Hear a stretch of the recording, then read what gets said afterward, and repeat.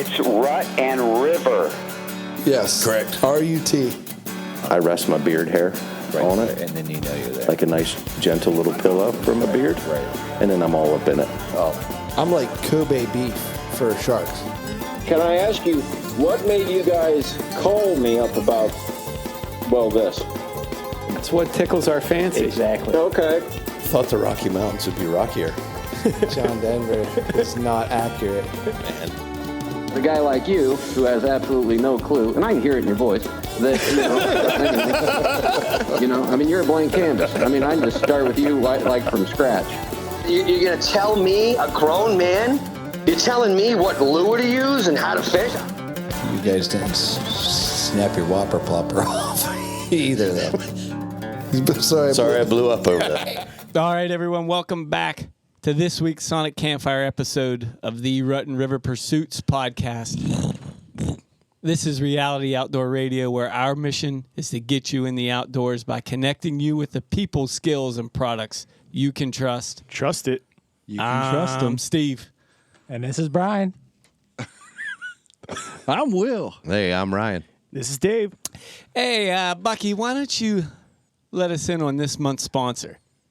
This month's episodes are brought to you in part by Scared Fishless Tackle Company. You'll find everything you need to be successful on the water there. These soft plastics are rugged. Will caught multiple fish on the same 6-inch diamondback worm during our most recent pike and bass trip to New York. Yeah, buddy. Yeah, he did. He slayed them. them. Need a custom color or bait made? Hey, guys, they do that too. Nice. Check them out at scaredfishless.com. Scared Fishless. Or on Instagram and the Facebooks at Scared Fishless. Scared Fishless. Guys, we have a really awesome show for you tonight. Is that right? Do tell. We just had Bucky tell us a little bit about Scared Fishless. Yeah. Right? You heard it. Sure. We all heard it. Well, I haven't been here I at the live end it. of I've Will's lived yeah. 6-inch diamondback worm. That was green pumpkin, wasn't it? Uh-huh. Yeah. Sure that's was. what I'm talking about. Anyways, we have the Why are you bringing them up? Well, because tonight, Am I What did interrupting you do, Stevie? what did I do? Yeah. What did you do? I called him. I messaged him. I didn't call him. I messaged him. Okay. Joe Blazauski, founder of Scared Fishless Tackle. We got him on the line tonight. Joe, you there? No. Yeah, how you doing, guys? Hey, Joe. Hey, There Joe. he is. Hey, Joe. Sometimes I call him JB. Do you? Because I feel so close to him. Because I've been catching fish with his lures. Joe, did you hear about that? Will was just up in near Lake Ontario at Sodas Point, New York. He caught what did you catch on that? We caught a green whack pumpkin of bass, diamondback? and not one was under 3 pound. And I caught a couple 4-pounders, and then That really 5+, yeah. yeah, and a couple big pike And that was on the same lure. You caught- did not. I mean, the big toothy creatures that are up there yeah. did not bust, break off, torque that lure. They twerk it once. They twerked it, but You were twerking it. I was after I caught that big boy. Oh, yeah. No, that's the thing about our soft plastics is we try to get that perfect balance of tough, but yet soft for the good action. And that diamondback worm, it's really hard to beat the action on that with the paddle tail on the back. Yeah. But yet it's thin enough that, it really has a nice flowing movement through the water. I mean, if you Texas rig it, shaky head it, you're going to get a lot of action out of that thing with little to no movement. So Right. it really is a super cool lure. You were shaky heading that, weren't you, Right. bud? Yeah, and Joe showed me that at the the Monaghan show that's Sports show. pretty close to us, right down Fishing the road route. from Yep. my house here. And that was the first time I saw some of his lures in action. He had the tank in there. yeah. Whoo, that worm did look good. And he said, "Dude, you gotta try this." And that, I'm a sucker for anything that's gonna catch anything around here in the river and stuff like that. yeah. But I had to throw it on up in New York, and I didn't take it off after that. So while people are listening, head over to scaredfishless.com and follow along with us here. We're going to have Joe kind of walk us through some of the things he's got over there. But before we get into the specific baits, Joe, why don't you give us kind of a rundown of your fishing history? A little background. Fishing history or business history? Well, How'd you start out fishing? Yeah. Okay, well, fishing. Thanks for my that dad, segue, Deke. Yeah, my dad was a really big fisherman whenever I was just a little guy.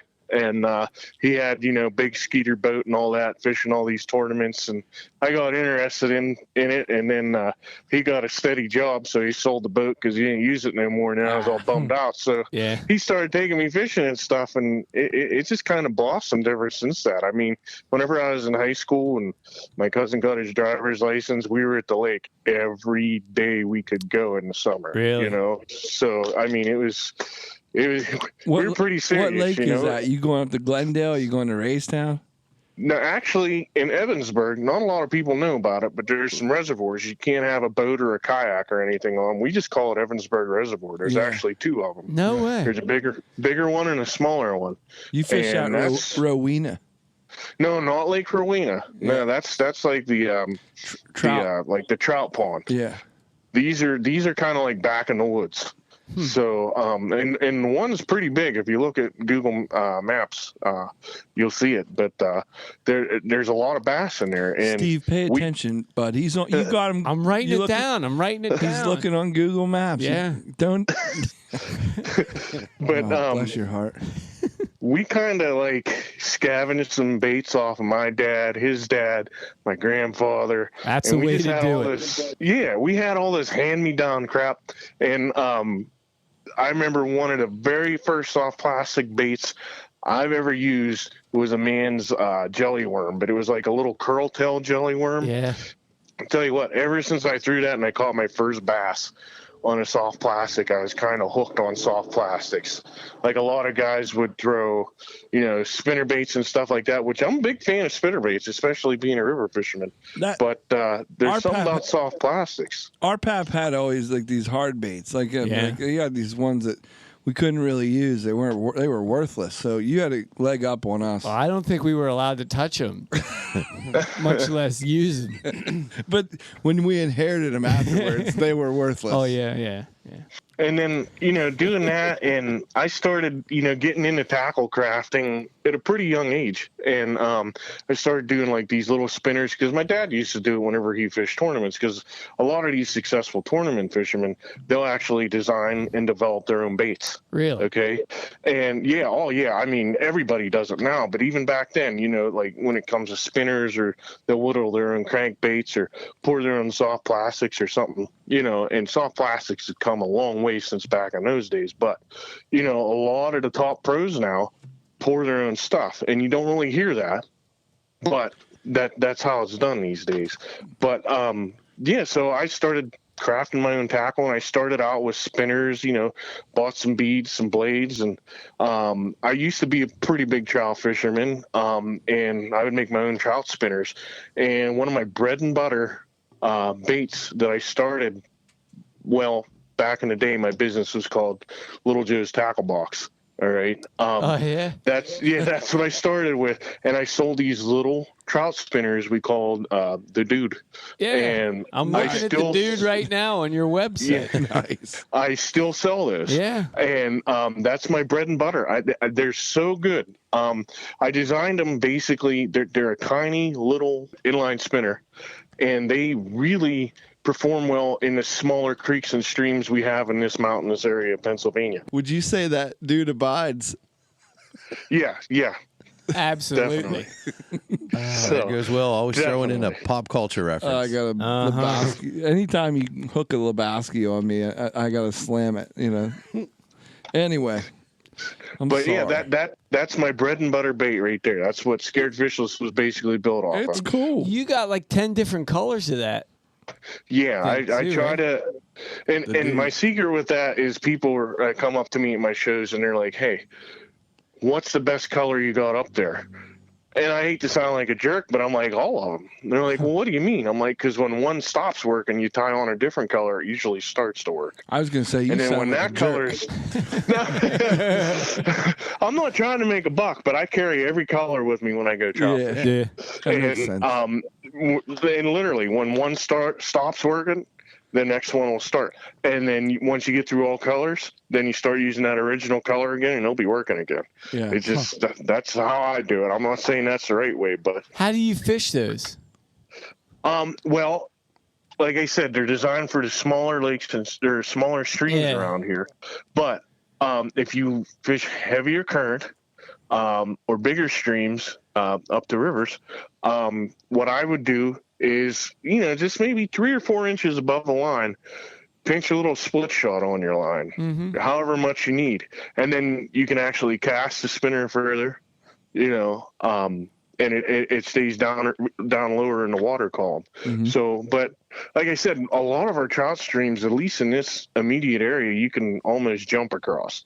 So you don't need to cast it real far. So you're just kind of, I don't want to say fly fishing with it, but just kind of tossing it out there and dragging it back. You know what I mean? So, and that's how we fish them. So, and they're a great spinner. And I have guys, I even have some crappie guys that like those spinners, and they do well with crappie with them. I was honestly going to ask, what other fish are you catching with it?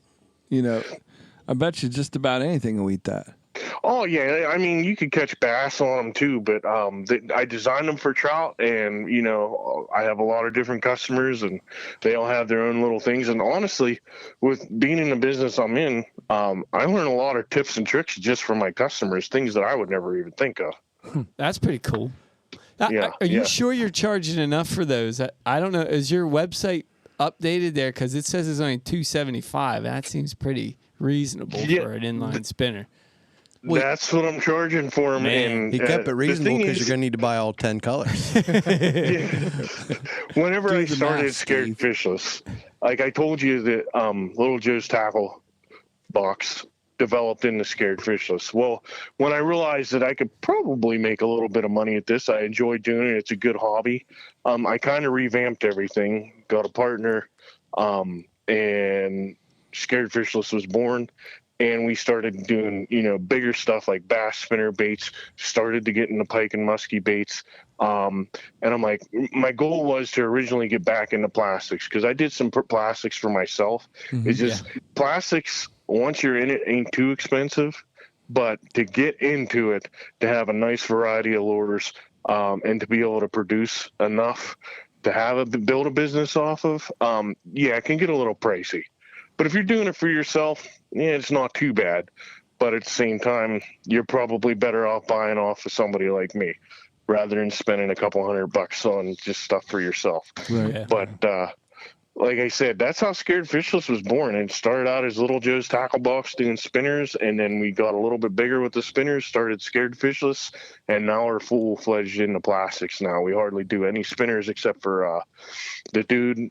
We still do pike and muskie stuff. That's on my website, but that's kind of like on a made-to-order basis. So, I mean, we try to make everybody happy. So, but we do with what we're really good at, and we also do what our customers ask us to do. So, and it seems to be plastics right now.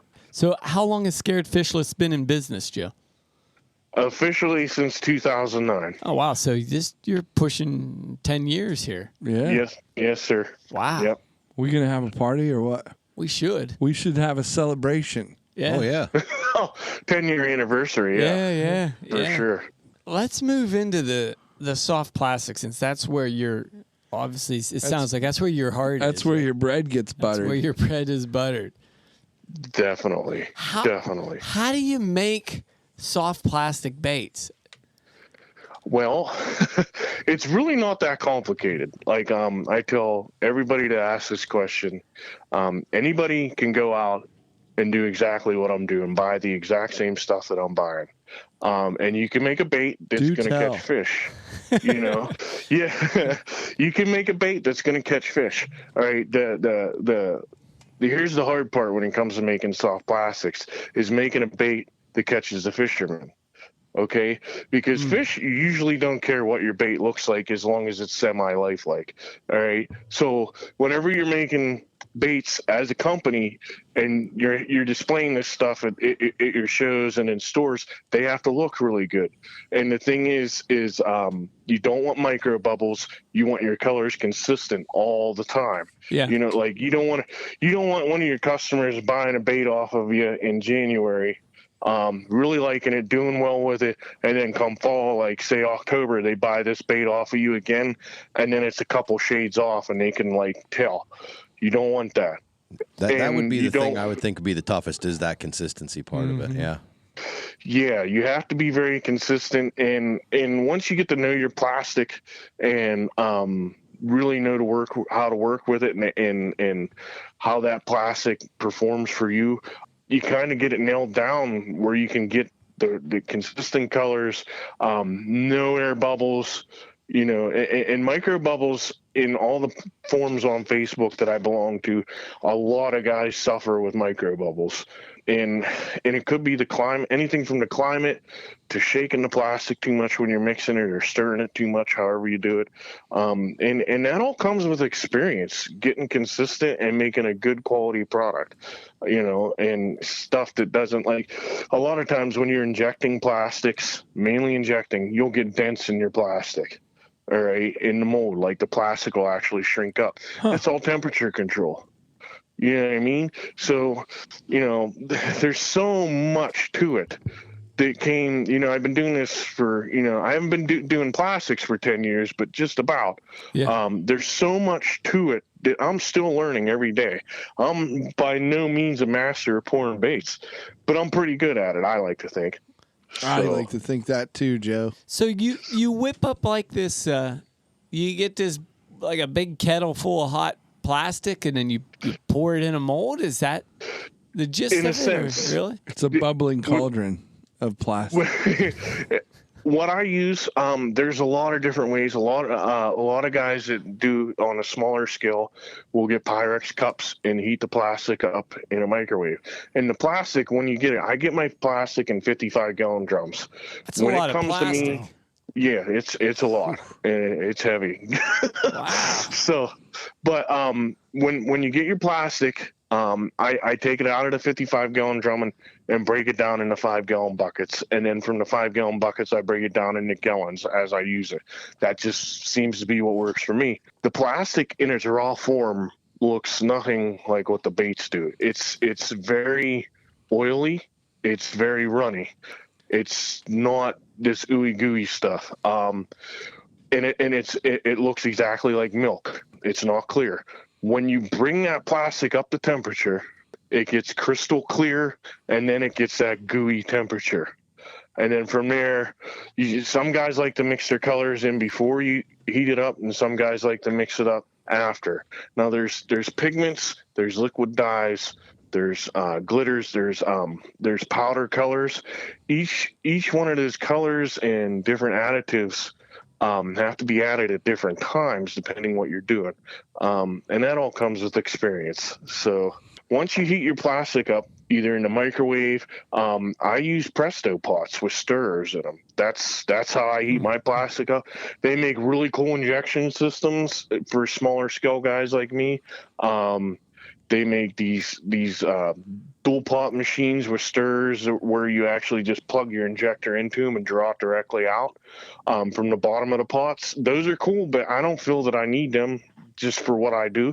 I don't see how I benefit. But I use Presto pots with stirrers in them, and I rest my injectors in them, and that does a trick for me. I mean, I can really crank out a lot of baits in an evening after work. Yeah. You know, but that's in there's two different kinds of molds. There's injection molds, and then there's hand molds. Now, for the hand pours, you can use a Presto pot if you put a spout on the bottom and kind of like move the mold underneath the Presto pot if you raise it up a little bit.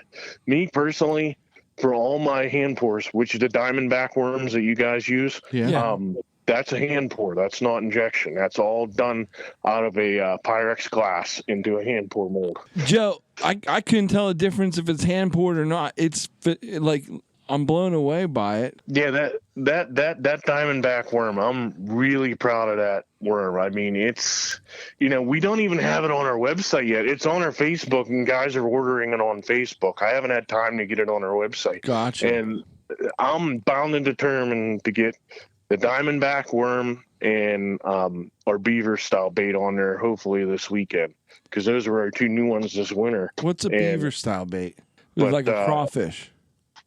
Kind of, yeah. It's supposed to resemble a crawfish. A lot of guys flip weeds with them on the lakes and stuff. Punch mats. But punching mats. Yeah, I believe we named that the Flap Daddy. This is terrible. I can't remember my name. There's a lot of them. Yeah. I couldn't remember them if I was you either. So, yeah, I'm still getting used to that one. But the Diamondback and the Flap Daddy, I'm going to call it the Flap Daddy. I'm pretty sure that's what we named it. Cool. Is our new baits this year. And I have another question. So, and it goes back to when you're pouring the plastics, and you run out of glitter. Do you have to go to Joann's Fabrics or something because you run out of the same glitter and?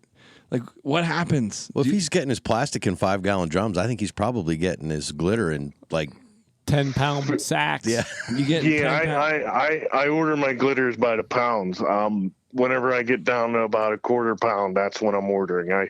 I try not to run out of anything. There's a lot of glitter in a pound. You better believe it. Yeah, I didn't know if you had to run out for it, So you don't run out for it. So how many baits can you make with a pound of glitter? That's the age-old question. It is. I've heard that a million times. You know what? You can come up and we can start counting. I'll let you pour it. Joe, one of the things that you market is being able to do custom colors for people. So at what point does that, what kind of trial and error does that take? That's custom enough. Yeah. I don't need to do, I get it. I go with you. What do I listen? Is it like I go to Lowe's and get one of those paint swatches and then send it to you and say, I want a Helgramite in this color, and you do it? Like, how does that work? Flap Daddy. A Flap Daddy in this color? Kinda. I mean, kinda. A lot of my customers are very specific on their colors. Like I had a guy. He's actually from around here, but central Pennsylvania. But he has a house down in Florida, and he does really good with my 5 1/4 inch tickle sticks. And he wanted the craziest color tickle stick. It's almost. You don't say. It's like a. I actually have one in my hand right now. It's like a tomato and a strawberry had a baby. That's the color of it. It's bright. Really? Yeah, it's a crazy color. I'm like, you're gonna catch fish with this, and he's like, yeah, definitely. And he's doing really well with it down there. And so that was saying, some people come to me and say, hey, I want this shade, and I'm just kind of supposed to like. Okay. So, and then I'll go try to like what I have envisioned in my head, I make, and I do that in small batches. Right. The smallest batch I go is 1 cup because everything I make starts out as 1 cup of plastic. Now I don't do all my batches in 1 cup. Some I do, a gallon at a time, but, the smallest batch I go is 1 cup because from 1 cup you can, make 8. So you just have to break down how much color and stuff you put in it. So 1 cup's a good starting point. So basically, some people come to me with a lure, and they'll say, hey, I like this bait that you make, but make it for me in this color, and they'll hand me a lure. And that's best, honestly, because if you want a custom color for me and I have the actual color that you want, I can lay the bait that I just made right beside the bait that you just gave me and match it exactly to the best of my ability. Now, some people like to send me pictures. Well, I can usually come close with a picture, but when you get it next to the bait, because every display is different, so I'm going to match it the best I can. So I prefer a sample if you can. So, and a lot of times we have people that they can get a bait that's similar to mine. They used to be able to get it, Bass Pro, whoever discontinued that color. So they're like, well, you make a grub or whatever similar to this, but you don't make it in this color. Can you make it in this color? And I'll work with them and match it, and usually I get it right. That's awesome. So, sweet. I'm not going to sit here and say I get it right every time. There's one color. I couldn't do it. And I told the guy, I'm like, hey, sorry, I can't match this color. But like, I'm not perfect, but I'm going to try that color again because I bought some new color. What was it? Just recently, and I think I might be able to nail that color for that guy. So did he say? We're gonna try again, round 2. What did he say to you? Was it like unicorn spit up on a raccoon tail? You know, like what? I can't match that color. How did you match that? Well. No, you have to be a little bit more specific than that because, you know, and there's times, I can't tell you how many times I run the Altoona to Field and Stream and take a picture of, you know, a bait by Zoom or Reaction Innovations and send it to a client and be like, is this what you're talking about? Right. And they're like, yeah, that's it. And then I have a sample at that point. Right. Yeah. So that makes the most sense to me. Yeah. I can't imagine what you would get or what people say to you. I'm trying to, you know, be extreme, but I can imagine that that's a tough job. Along those same lines, Joe, why would someone want a custom color? Like what would make, like, I don't understand why would someone want one of your baits in a red cherry plum tomato or whatever it was that color? Copperhead. Well, a lot of the times, so you go to Florida, they're probably not using green pumpkin or like our Mad Craw, which is like a green pumpkin with blue. That's a totally different beast down there. So that could be an issue, you know, that it's just a total different geographic region. The bait's different, whatever. It's hard to say there. Like I said, I'm a bait maker. I'm an okay fisherman. I'm a better at bait making. So nice. That's how I look at it. But then again, another thing is, especially with the guys in this general area that come to me with custom baits that they want made, custom colors, it all comes down to confidence for them. Like there might be a grub that I'm saying, like they're like, hey, we're fishing at Juniata River. We've been using this color grub for 20 years. Yeah. And we pound the guts out of them. Nobody else uses this color down there. And I'm like, well, yeah, I can make that. And it's an off-the-wall goofy color that I've never seen before. And I'm like, why would a fish even bite this? But, you know, that's what the customer wants. That's what the customer gets. You know what I mean? And it's a confidence thing for them because that's what they've been using. They can't buy it no more. And I'm the guy that could make it happen. And maybe that's why the fisher is, you know, crushing the guts out of it is because they don't see it all the time. Right. It's a color that they don't, you know. So you make that color and the fisher, you know, they haven't seen that bait 18 times in the last 3 days. So it's something different for them and they're going to smash it. Right, and I go up to Erie every year Memorial Day weekend for a couple nights with noted. We just got back, and I make this little swim bait called the stinger fry. Now this is going to be everywhere, so I'm not going to catch any more fish up there. Hold on, stinger fry. Yeah, stinger fry. It's a 2.5 inch swim bait, tiny little thing. I'm looking at it. We throw it on an 1/8 ounce round ball jig head, and we pound the guts out of them up at Erie with that thing. I mean, we do really well with that thing, and that's one of my favorite baits to use on the Juniata River too. You know, especially in the spring. What color they like up there in Erie? Up Erie, they like the electric shad, and they like up in smoke. I know I got the up in smoke, and I think two other colors off of you when you were over here at the Monaghan show because I love those little swim baits. Yeah, they're dynamite. And what's great about them is, honestly, the tail is way too big for that bait. If you look at my ripple runner, the 3.5 inch ripple runner I have on the site, it has the exact same tail as the 3.5 inch ripple runner, and that's bait is easily 2 or 3 times the size as far as bulk goes. What hook are you running with that? It's a 1/0 regular Arbidian jig hook on an 1/8 ounce head that we pour. Yeah. And that's it. And that thing's got, like, if you're using lighter line and like a medium heavy action rod and you're reeling that back nice and slow, you can feel the tail thumping in your line. That's just a little 2.5 inch bait. You can actually feel it. What were you catching in Lake Erie on that? Smallmouth. We go up for smallmouth every year. Are we going to get invited next year? Can we get invited next year? You guys are more than welcome to come up. I'll show you what I know. Like I said, I'm a better bait manufacturer than I am a fisherman. But we do good. I mean, this year wasn't great because the weekend we went up, it was a cold front. It was blowing like crazy the one day. The fog rolled in the other day.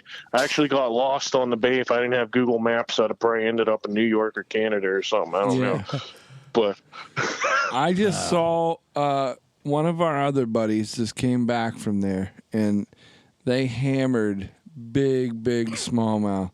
And at Lake Erie. And I'm like, I want to go to there. Yes, Lake Erie is awesome for smallmouth. I mean, awesome. And there's some really big smallmouth in there. My personal best smallmouth. Don't ask me what I weigh. I have no idea. I used to be a kayak fisherman, so I measure everything. So I don't really weigh it. But it was 21, I think, and 3/4. Wow, that's a stud smallmouth. Yeah, and that's my personal best, and that was caught up Erie. So wow. So how are you fishing for those up there? There's a little stinger fry, and then we throw. We have 2 grubs. Yeah. Between the stinger fry, our Pabst Killer grub, and our Fatty Boom Batty grub. The what? Fatty Boom Batty. Yeah, we have a grub called the Fatty Boom Batty, which is like a Kalen's grub. And there's kind of a story behind the Fatty Boom Batty. They're, well, for one, my neighbor really likes throwing Kalen's, and it drove me nuts when we went to Erie that he was throwing Kalen's and not my stuff. Yeah. And I was nice enough to invite him along. So, and more than that, my buddy that comes with us to Erie every year was like hell bent on Fat Alberts. Oh, was it? Which is a 3.5-inch grub like the Fatty Boom Batty. Yeah. And he would just run his mouth all weekend long about how awesome Fat Alberts were. And he's probably like, hey.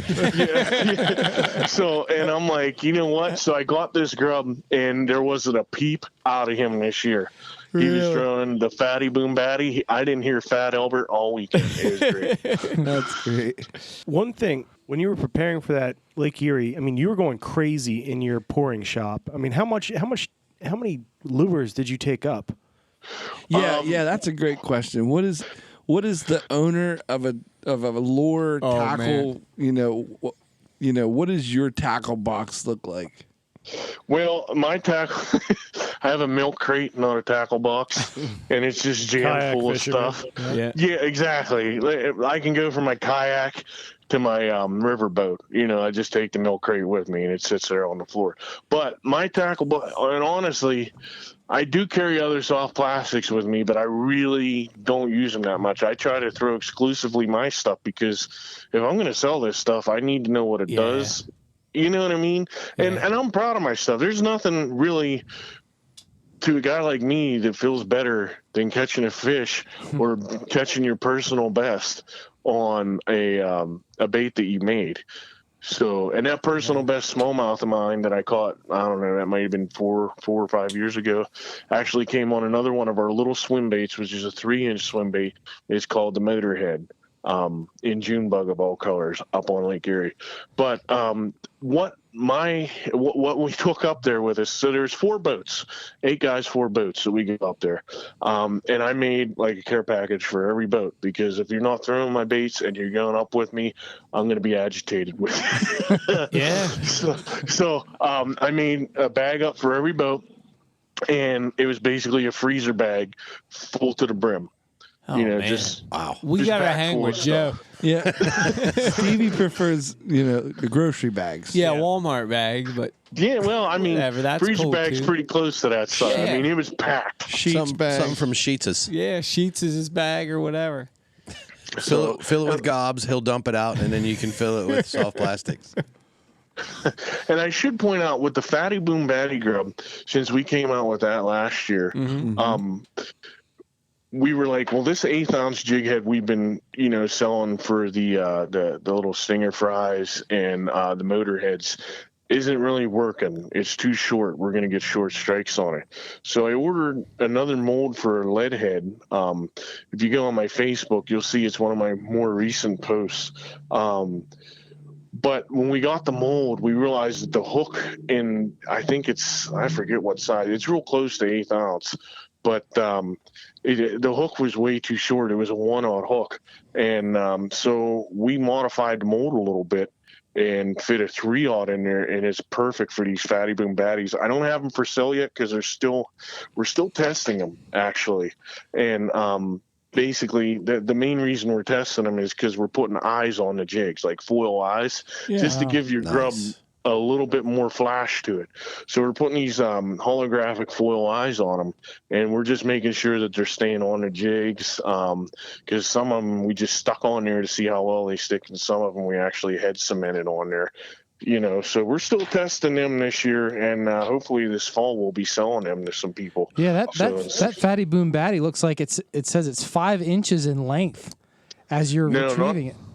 Oh yeah, as you're retrieving it, yeah. So I could see where you need a little bit longer hooked. You're getting some short strikes. Exactly. And another thing I like to point out about that fatty boom baddie for the people that like to throw Kalins and Fat Alberts and stuff like that. My fatty boom baddie's got some serious tail wobble. All right, because the tail on this is a lot thicker than Kalins is almost like a paper thin tail, which is great for certain applications. But when you're going after them really aggressive smallmouth, they're going to rip your tail off in no time. Yeah. My baits, they're not going to do that as easily. That tail's a lot thicker, pretty much about twice as thick. So it's going to hold up a lot better for you. Are your baits scented or any attractant injected in them? Yeah, they're scented. We do either garlic or crawfish. Some people hate garlic. Some people, nothing. I had a guy one time, a customer come in and he was really angry at me that I use garlic as scent. He's like, that stuff don't work. It scares the fish away. And he walked out of my booth, and I'm like, okay. You want me to talk I'm like, I could do it in crawfish. What's his name? I don't know. He was just really, he walked in, chewed me out because I used garlic and left. Well, I don't put up with that. Yeah, he had a bad day, but that's all right. Bad day with garlic. Yeah, he was a vampire. Oh. Joe, at what point do you add that scent? While the plastic is still liquid? Well, no, that's actually, I'm not saying who's right or wrong. This is my preference, okay?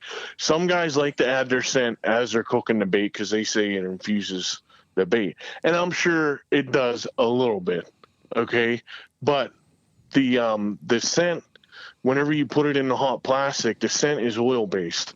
When you're cooking your plastic, it actually evaporates. Oh. Didn't think of that. Whenever I'm done making the baits, my baits, once they're cured, we let them set for 2-3 days in their natural state, and then we throw them all in a pan and just juice them up and let them soak for a day.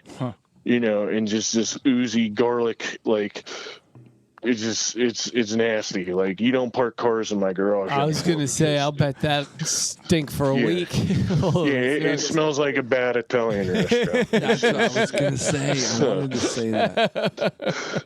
But especially when you start doing the crawfish and the garlic at the same time, it's Mucciani's over there. So, Mucciani's. Joe, is there anything new coming up for Scared Fishless? Yeah, actually, just about a month or so ago, we purchased a enclosed trailer. And this is something, as far as I know, I think we're the only guys doing it, at least local bait manufacturers. What we're doing with this enclosed trailer is I just get done this weekend painting the inside real nice instead of having that plywood, put some nice carpet in it. And if you've ever been to any of my shows, I have grid wall that I display all my baits on. So we hung the entire inside of this trailer. We hung all my grid wall. I think I fit 15 2x6 panels in it, so which is plenty enough to display most of my stuff. So what we're going to do is we're planning on touring the state, on weekends. Going on tour. And just going to different festivals, flea markets, outdoor shows, whatever. I mean, if anybody has any suggestions for us, just let us know. I mean, because I don't, I know the general local area where to go, but other than that, I don't know that many festivals or anything like where I would fit in. And we're comfortable doing craft festivals because honestly, I do craft festivals in the fall. Yeah. And, the guys need something. They're there with their wives miserable. Oh, yeah. I'll bet you'd be there's great, a lot of them, there's no beer to drink, and they're just like carrying their old ladies' purses, and they're like, miserable. So, whenever I go to craft festivals, I do really well because the guys are, happy I'm there. Yeah. So. Now, did you figure out a way in that trailer to attach that aquarium so it won't spill out all the water while you're driving around to the next show? Well, we're going to drain that. We're going to drain that. We're going to drain that between shows. I guess you could fill it when you get there. There's water available in most. Yeah, usually water's readily available. It'd be cool, but mineral water. It'd be cool though if you could figure out a way to do that. Yeah, but I'll tell you what, that little 10-gallon aquarium sells a lot of baits for us. Yeah, you can see automatically you look in there and you can just see the action of the lures, and that was the first time, like I said, not to get back to the Diamondback, but dude, that Diamondback. But let's get back to the Diamondback. I'm going back there because that was literally what sold, to your point, what sold me on that. Yeah, but I mean, you caught that even while you're waiting for the boat to come back to the dock with catfish. And it was the same lure still, like 2 weeks later. Exactly. I mean, I learned that, and that's the point where I'm like, oh my gosh, this bait's cool because I'm using it. First of all, this isn't just something that I'm actually using it, and I'm seeing the benefits of it as and it's still going. I mean, it's pretty cool. That show, the Monaghan show, where we had the Diamondbacks in the aquarium, that was our first show for the Diamondbacks, and we sold all out that show. And then our next show, we also sold all out. What do you sell those for? How much? The Diamondbacks, I believe, are $6 for a 10-pack. Wow, that's perfect. That's cheap. Yeah. Hey, one other thing that our listeners might not know about your custom baits or your baits in general, that you actually hand cut all the skirts on the tubes, and it's no lie, I love to fish tubes, and sometimes when everyone knows you that. pull that out of a pack, and some of the skirts are not like a single skirt. They're it's mass produced, nobody cares, they throw it in the package. You actually sit there and cut all the skirts. Yeah, we actually, we used to have a hand press where you're pulling down on it for every tube, one tube at a time. All right, 10 packs of tubes. Every show I go to, how many packs of tubes I have? I don't know, a couple hundred. So 10 packs times, there are 10 tubes per pack, couple hundred packs, one tube at a time. Somebody was getting abs. You know what I mean? So we don't. So it's your workout. My poor old man was there, and he's like, "I'm hurting. So can we get one of those apps at my house? Because I'm gonna need it. I don't have abs yet. Well, we don't anymore. We actually a guy that I'm friends with online, a mold manufacturer, actually made a tube skirt cutter. All right. No way. Super fancy, super awesome. His is super safe to use, but it costs like $3,000. All right. And I'm like, I ain't got $3,000 to cut the tube kills. You know what I mean? So what we did is I just looked at his design and really dumbed it down and made it very unsafe. And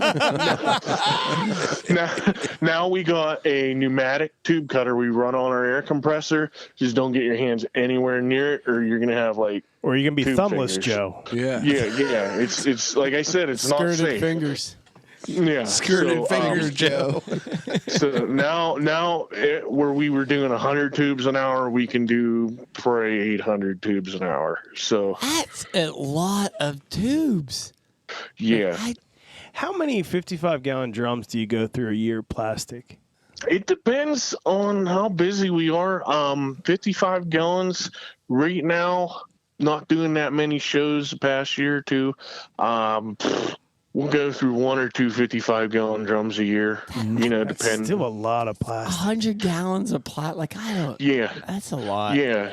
That's a lot. That's a lot of soft plastic. It is a lot. Well, I mean, especially when you see some of our baits don't use that much plastic, but it's a lot of plastic. Yeah. That's incredible. So, Joe, what you named some of your baits that you like to run, but like what? That's an Erie, but like, what is your favorite go-to bait? Of mine, probably. No, it changes. I used to be a big fan of the Motorhead, and I still like the Motorhead. When I was up Erie, I was throwing my Motorhead. I'm a big swim bait fan. I'll throw a swim bait till I'm blue in the face. Yeah, oh, yeah. Swim baits, and I'm not talking giant swim baits for bass. I'm talking, the 2.5, the 3, the 3.5. Yeah. It's even rare for me to throw a 4.5. Now they have their place. I'm more of a river fisherman, so I'm not throwing a 4.5-inch swim bait that often. But 2.5 to 3.5-inch swim bait is my favorite. So my Motorhead is a 3-inch swim bait. It's got a little shad profile. It's thinner from side to side, but from back to belly, it's got a bigger profile like a shad. I used to throw that religiously. That thing still catches a ton of fish for us. But now my latest kick on a Juniata, that I'm just going to go back to the stinger fry again. That thing it's amazing. I don't know what it is. It's such a little bait. I'm like, why would a fish even waste its time on this? But it consistently catches us a lot of fish and some big fish. Does it catch the fish? Rock bass? Rock bass. Yeah. Oh, yeah. Up Erie. Now, I know you guys aren't really that familiar with Erie. They got rock bass up there, like the size of. We've caught many rock bass up there that were a pound, and that's a big rock bass. Yeah, it's insane the size of the rock bass. Because a lot of times when we hook up with them, especially when we first get up there for the first day, I'm like, oh, smallie, and you get it to the boat, and it's a rock bass. Yeah. They hit crazy. Especially on the Juniata, for me anyways. I was going to say, like, are you getting them on the Juniata? I need to catch a rock bass this year. I haven't caught one since I was a kid. So it's been a while. Yeah. It's been a while for me. So are you catching them? Are you using the... We definitely catch some rock bass on the river, depending what section. It seems like from the Racetown Breast down to the point, there's quite a few rock bass in there. Right. And we do catch rock bass in there. And so like at the base of the dam there. Well, keep in mind, I'm putting my boat in at the point and running up to the dam. Okay. So that whole stretch there. So it's pretty good. There's some deeper holes in there. That's a really cool section of water to fish because of all the different you were there species. With another cousin, but not me. Yeah, no. Are you running a jet motor? Makes sense. No, I don't have a jet boat. I actually have a hillbilly boat, and I get a lot of looks whenever I fire my boat up because it sounds like a Harley Davidson. Really? Yeah, I have a little boat. It's a 1548 G3. Okay, real base boat. It's got a deck in the front, a deck in the back, and the middle's all open. My motor's a tiller. It's just got a diamond plate floor in the middle. Now the motor I'm running, it's I went to Harbor Freight, bought a 670 V twin. Lawnmower engine. Shut your mouth. Stripped it down, cut the exhaust off, like first thing I did. Right on.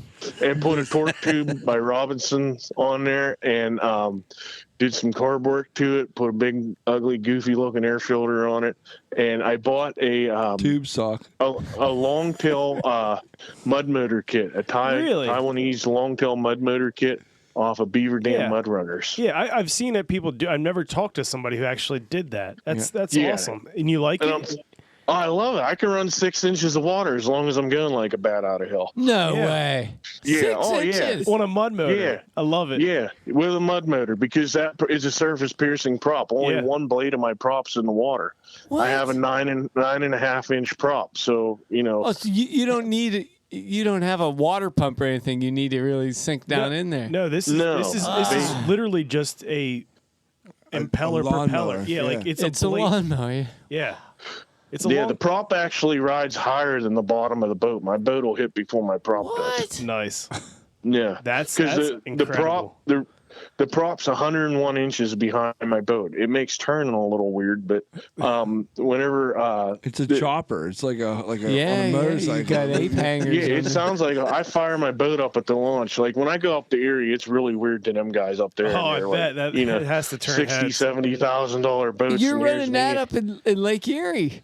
Yeah, I'm not right, but that's awesome. No, I love it. So, but it works great in the river, and if I bust a prop, it's like $18. Yeah, it's $18 for a prop. I'm like, whatever. I have like 6 of them. I'm gonna need to get one of these or make one of these. Your boat would be awesome for it. Yeah. Wow. Look at that. Can you put that on my new Christmas canoe? Yeah, they run them on new canoes. They actually make a little kit for canoes and kayaks. Yeah. No way. Yeah, you can put like a 2.5, 3 horse on there and buzz around.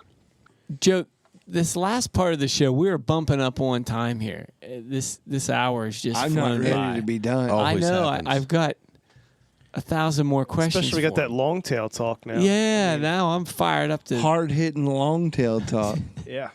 Yeah, what else would you expect? But this last section of the show we call our Fast Five, and we're going to ask you 5 questions, very basic questions. Yeah, and you got to hit the surface. You know what I mean? Like your boat. You know what I mean? Yeah, no more than 6 inches.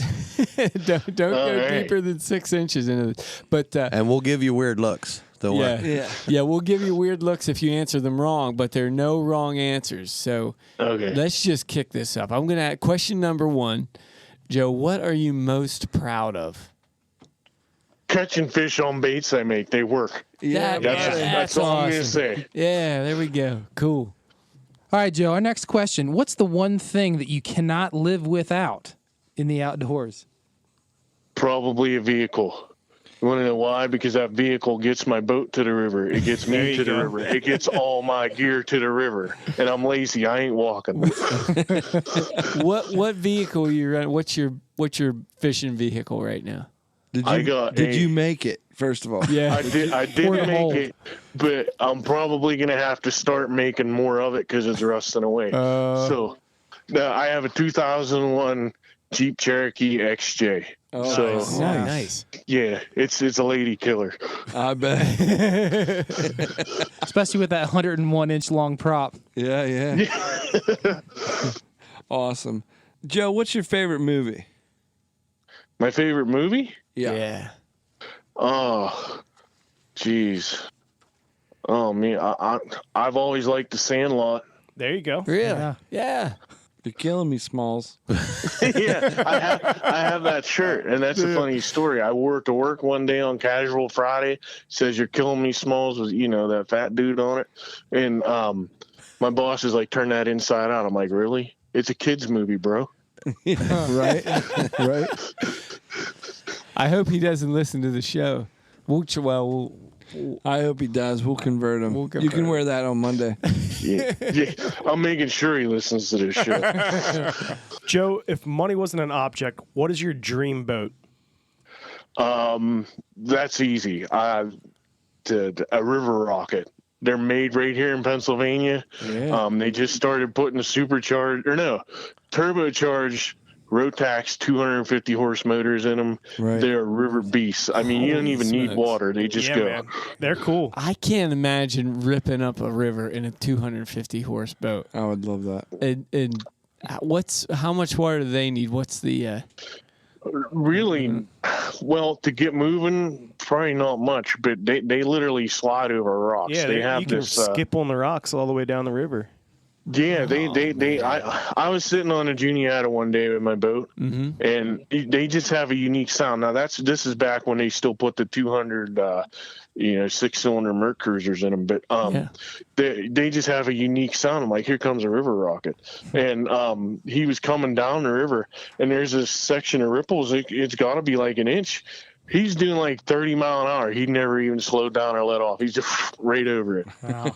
I'm like, I need that. I'm like, my hillbilly Taiwanese longtail ain't doing that. I'm going to be breaking props all day doing that crap.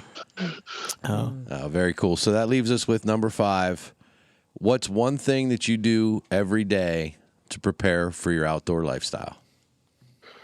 I'm always thinking of the next best thing I can do to make Scared Fishless better, to make me a better fisherman. You know, like what lure can I come out with next? What color is going to be the next hot color? You know, like my gears are always turning about the lures that I produce. You know, what can I do better for my customers? What can I do better for my customers is going to make me a better fisherman, because I'm listening to my customers with what they tell me. You know, so like, well, my customers give me advice. They tell me, you know, what they do with my lures.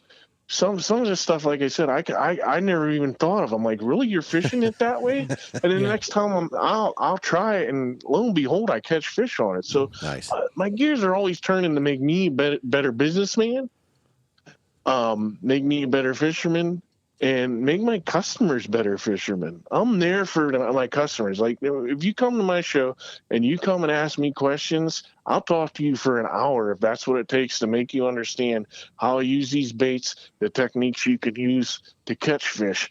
I want to know where you fish. I'll tell you where to fish, you know, and I'll tell you what colors, what baits I think you should use. And if you don't like it, that's the truth. You know, you give me feedback, and then maybe I'll adjust a little bit. You know, nice. and that's something you're probably not going to get at these big box stores. No, if you buy off of me, if you buy off of me directly, or buy stuff off of one of my dealers that I sell to, and you give me a call and be like, hey, I just bought this, you know, at this tackle store. Never heard of you, but, you know, these are pretty cool baits, you know. How do you fish them? And that's not uncommon. People see it. They like my logo. I got a pretty cool logo. And they just buy it just to buy it. And they're like, they'll call me. My number's, you know, on my website. It's on my Facebook. Give me a call. I'll help you out the best I can. So, yeah, that's how I plan every day. My outdoor lifestyle is trying to make my customers better, trying to make me a better fisherman, just trying to make my business in general better. So, you know, because it works out good for me, it works good out for you, works out good for my customers. So nice. that's my mindset. Very cool. Well, Joe, we appreciate you spending some time with us tonight. Thank you for sponsoring this month's Bass-tastic June. We learned a lot. Enjoyed talking with you. How can people follow you? How can people find you, buy your baits, get in touch with you, and kind of take advantage of that little bit extra service that you offer? Okay, well, I'm on Facebook, if you have Facebook, as Scared Fishless Tackle Company. I'm also on Instagram as Scared Fishless Tackle Company. I have a website, www.scaredfishless.com. There's a contact form on my website if you need to get in touch with me. There is, you know, on Facebook, if you have Facebook, you can message me through Facebook or Instagram. All three of those, you can order directly off my website. But on Facebook or Instagram, you can send me a message and say, hey, can I get some of these? And all I really need is your shipping address and your email address. I'll send you an invoice to your email address, and whatever your shipping address is, that's where I'll mail out your baits. I mean, I'm not picky. You don't have to order off my website. I have, you know, like Facebook and Instagram. A lot of people just contact me directly, and that's cool because, you know, that's the kind of service I offer. Joe, how long does the shipping normally take? So if I were to email you tonight and say I'm looking for I need 55 gallons of I need these. 55 gallons of Flap Daddies. Shipping normally, I had a lot of times, like if you order tonight and I get it before I go to bed, I'll run out to the shop, throw it in a package, and mail it out the next morning. Wow. If it's a custom order, and obviously that's going to take a little bit longer. But if I have this stuff in stock, it's out the next day. That's awesome. So usually, if you're in Pennsylvania, you're going to have it if you order Monday, you'll have it by Thursday, easy. Perfect. So, That's good to know. Every situation is different. And then, if you're ordering like Showtime, like January, February, I'm pretty crazy. So most people don't order that time. They're going to the shows anyhow. But, that it can be, up to 2 weeks. But, we're usually really fast at turnaround here. Cool. All right, bud. We're going to close out the show here. But if you could hang on the line for us, we're going to we need to get some information from you so we can send you some no offense spices from our good buddy Charlie Moore. Charlie Moore, the Mad Fisherman. Charlie Moore, the Mad Fisherman. Yeah, watch his show all the time. Do you? Well, he hooked us up with some of his spices, and we'll get some out to you. Some of the best spices on earth. Oh yeah. No offense. I'm pretty sure we're sending you a 4-pack of his spices. Oh yeah, absolutely. All right, thank you, Joe. Thanks, Joe. Appreciate it. Buddy. Thanks for having me. I really appreciate it. So, Brian. Yes. As always, where is it that folks can find us?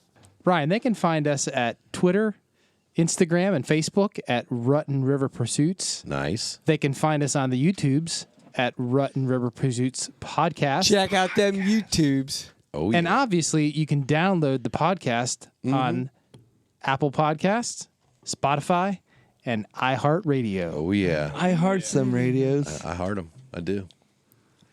Oh, very cool. Very cool. Hey, don't forget, this episode is brought to you in part by Smokin' the Grove Barbecue Festival. Smokin' the Grove.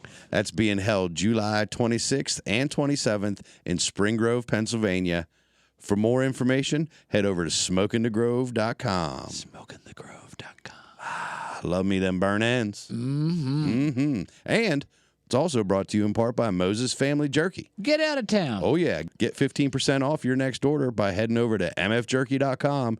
Make sure you use that promo code JerkyPursuits15. All right, guys. What a week. Another good one. Bass-tastic June. June is Bass-tastic. It is. Yeah. Throw on a June bug and get Bass-tastic with it. I'm pretty sure you should be throwing that Motorhead. Or a Fat Albert. Yeah. Fatty Boom June Batty. bug color. No, not a Fat Albert. Yeah, definitely. You need to the throw the- Diamondback. Oh, Will. The Fatty Boom Batty. I've been rocking the Diamondbacks.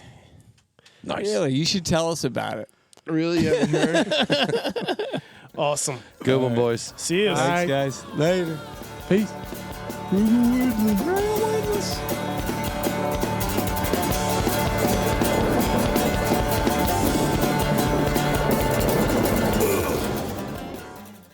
Joe, I couldn't tell the difference if it's hand poured or not. It's like I'm blown away by it. I can't go. You're gonna cut this. Yeah, I will. I don't know why I just went off. I love that worm. I love that worm. I just can't get enough of the worm. I can't get enough of it. Anyway.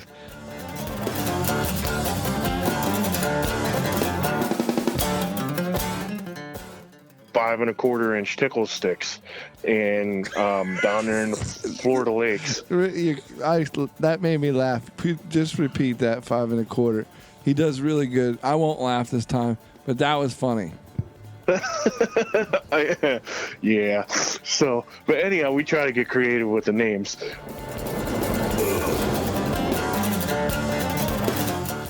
My buddy that comes with us to Erie every year was like hell bent on Fat Alberts.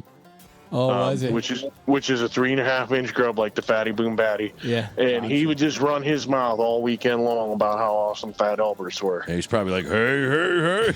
Yeah. So, and I'm like, you know what? So I got this grub, and there wasn't a peep out of him this year. He was throwing the Fatty Boom Batty. I didn't hear Fat Albert all weekend. It was great. That's great.